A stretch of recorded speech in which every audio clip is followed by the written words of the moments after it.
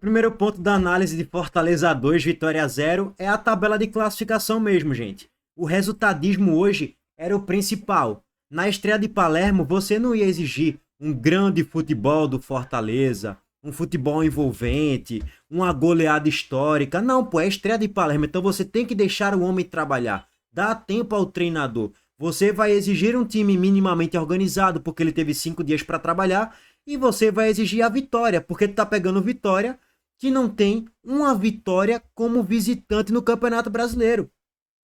É um dos piores visitantes da competição. Então tu tem que fazer ferida, tu tem que vencer jogo. Todas as vitórias do Vitória no Brasileiro foi no Barradão, então tu tem que vencer do Vitória. E ainda mais com o Castelão com mais de 30 mil torcedores. E o Fortaleza foi lá e venceu. 2-0 de forma justa, de forma merecida. Poderia ser até um pouco mais, um 3-0, talvez até um 4-0, mas já estaria muito esticado. Por que o Fortaleza não aplicou uma goleada no Vitória hoje? Porque o Fortaleza tem carências, tem limitações no grupo de jogadores. No último lance da partida, Barreiro perdeu 2 gols cara a cara com o Lucas Arcanjo, pô. Ele ficou penteando a bola, finalizou, Arcanjo defendeu, volta, toca, recebe passe, cara a cara, finaliza pra fora. Então assim, Barreiro perdeu 2 gols no mesmo lance, cara a cara, pô. Se Barreiro fosse um bom centroavante, era 3-0 Fortaleza, que não estaria injusto. Estaria um pouquinho superestimado, mas não estaria de todo injusto não, porque o Fortaleza fez um jogo para vencer do Vitória por 2-0. Acho que a tradução do placar, a tradução do jogo, se reflete no placar. O 2-0 no agregado é justíssimo, tá? E aí o Fortaleza ele encurta a distância para o 17º. O Juventude não deve vencer amanhã do Flamengo, no máximo vai empatar. Então essa distância deve ficar agora em 4 pontos. Estava em 7, agora é 4. Para o 16º, aí é um outro debate. O Santos tem um jogo a menos, o Vasco tem um jogo a menos, o Atlético Mineiro tem 2 jogos a menos em relação ao Fortaleza. Então assim, o Santos pega o Atlético Mineiro fora. Teoricamente o Santos deve somar no máximo 1 ponto. Vamos botar que o Santos vai a 23. O Vasco pega o Ceará amanhã, lá em São Januário. Teoricamente o Vasco deve ganhar o jogo do empate para a vitória. Então, vamos colocar aqui uma projeção que o 16º termine essa rodada com 23 pontos, que é o lógico. O Fortaleza encurta a distância de 7 para 5 pontos, pelo menos. Já é um progresso, já é um avanço. E você olha para a sequência do Fortaleza, pega o Palmeiras que está fazendo 4-1 agora no Inter, mas depois são 2 jogos no Castelão. Um contra o Lanterna Sport já rebaixado, o Fortaleza tende a vencer esse jogo. Depois o São Paulo, que é um jogo factível de pontuar. E aí o Juventude no Alfredo. E o Vasco no Castelão. Eu acho que essa sequência do Fortaleza dos próximos 4 ou 5 jogos é a sequência para tentar ficar muito próximo do 16º ou até mesmo sair do Z4. Se a reação não acontecer nos próximos 4 ou 5 jogos, para quem ainda acredita na permanência, aí acabou de uma vez por todas. Porque assim, depois é Cruzeiro fora, Flamengo, aí já deve vir 2 bordoadas, 2 derrotas muito provavelmente. Santos fora, confronto direto, mas é fora. Aí Clássico Rei, aí Grêmio, beleza, dá pra ganhar, mas Bahia, Atlético Mineiro, Bragantino fora. Aí é uma sequência mais pesada. O Fortaleza ele vai ter que tirar proveito nessa sequência dos próximos 5 jogos. Excluindo o jogo do Palmeiras, que é um jogo meio que bônus, né? Vai ter que fazer um milagre pra pontuar, porque o Palmeiras voltou a jogar muita bola e tá voando no campeonato. Bom, pra galera que briga pra não cair, esse resultado foi maravilhoso. Pro Ceará, esse resultado foi espetacular. Porque quem tá fora do Z4 vai olhar pra quem tá dentro do Z4, né? Vai olhar pro 17º colocado, que é o Vitória. E mais uma vez, o Juventude no máximo deve empatar amanhã contra o Flamengo. Então o 17º deve continuar com 22 pontos. Ou seja, a distância do Ceará, mesmo se ele perder pro Vasco, deve continuar a mesma pro Z4, que é de 4 pontos. O Vitória tem 23 jogos. Tem 2 jogos a mais em relação a galera e 3 jogos a mais em relação a Atlético Mineiro e Sport. Então, assim, a situação do Vitória na Série A é periclitante. Assim como a situação do Fortaleza é periclitante. Não é que o Fortaleza agora ganhou e tá tudo certo e é a virada de chave e vai ficar na Série A, não. Tem muito campeonato ainda, mas Palermo vai ter que fazer milagre, magia e o time vai ter que engrenar uma sequência de vitórias muito expressiva, tá? Olhando o resultadismo, excelente resultado para o Fortaleza e um resultado para o Vitória catastrófico.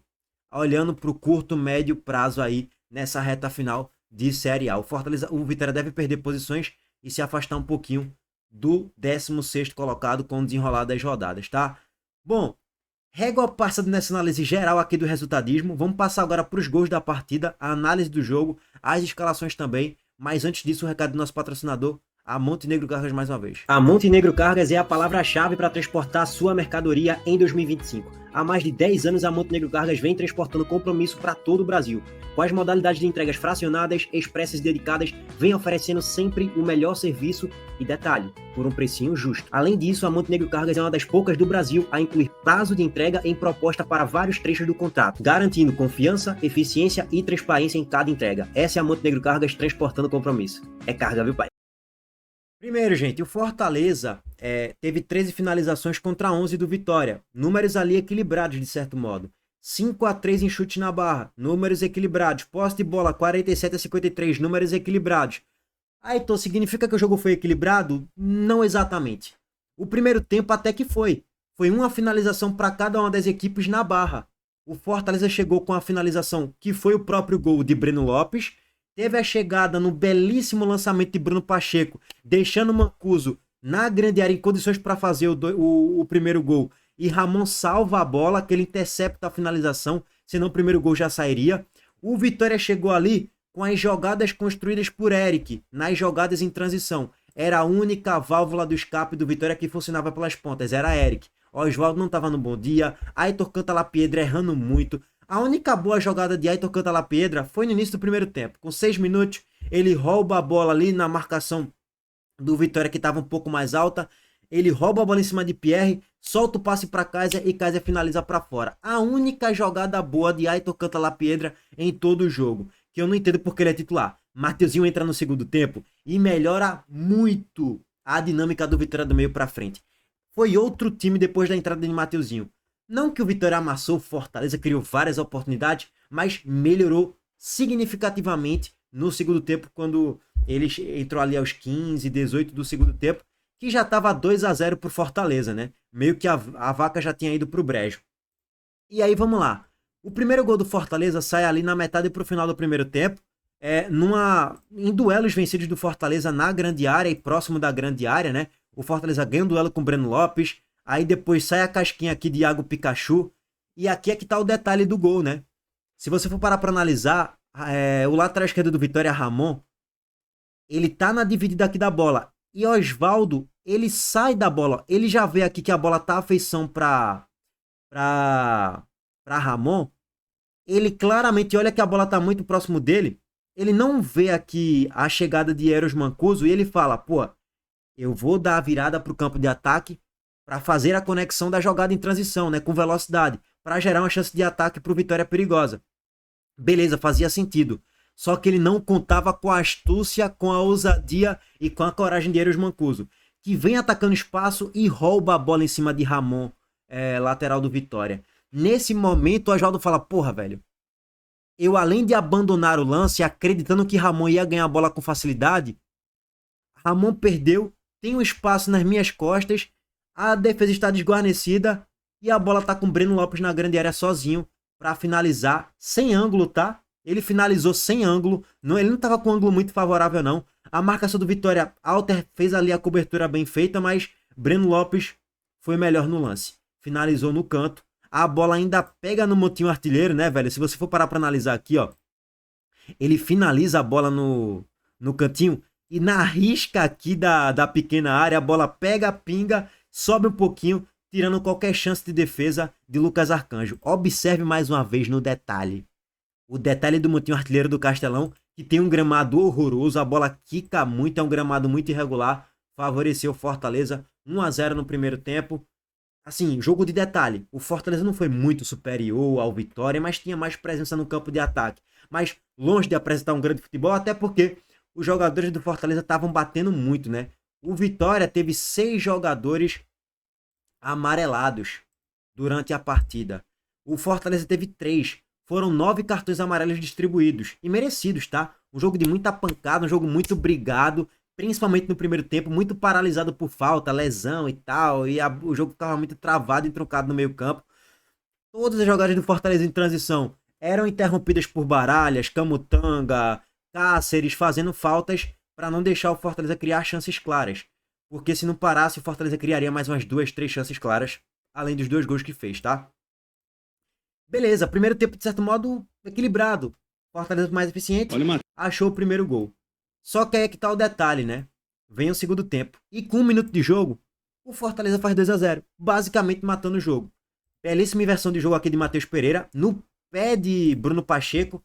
E aqui tem os defeitos graves do Vitória na transição defensiva.